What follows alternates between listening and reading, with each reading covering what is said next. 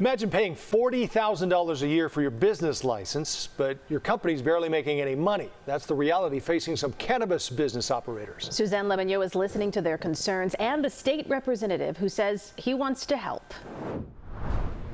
This area is not built out yet because you've been waiting 3.5 years to get the funding to be able to build it out as your cultivation space? Yeah.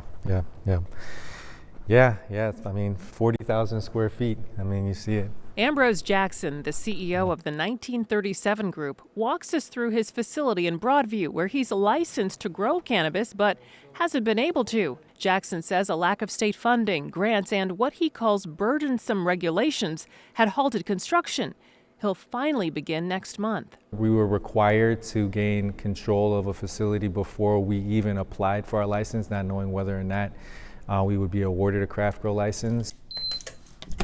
Jackson pays a total of $50,000 a month for property tax, insurance, and his lease. Expecting that I would be able to get this building up and running, expecting that I would have funding and low-interest grants provided by the state. But he says that didn't happen, causing Jackson to pivot. His company sells cannabis flower, pre-rolls, and manufactures vape devices. Primarily, our biggest seller here is called our Terp Kings device. So we'd create our formulation here. The 1937 Group also makes edibles. Jackson says his products are sold in dispensaries throughout the state of Illinois.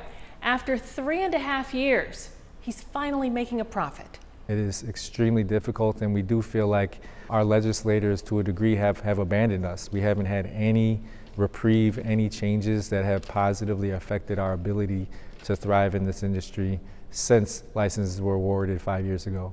Jackson, who is also the co-founder of the Black Cannabis Operators, a coalition group of owners in the cannabis industry, reached out to State Representative LaShawn K. Ford for help.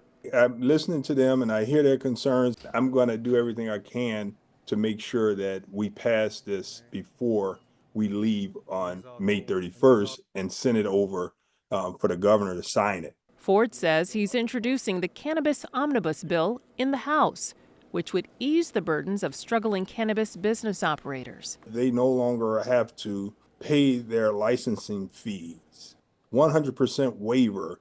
That's $40,000 that some have been paying for 3 years or more without having a business. Ford says the bill will be filed this week with the goal of voting on it by May 31st. Suzanne Lemonnier, CBS News, Chicago.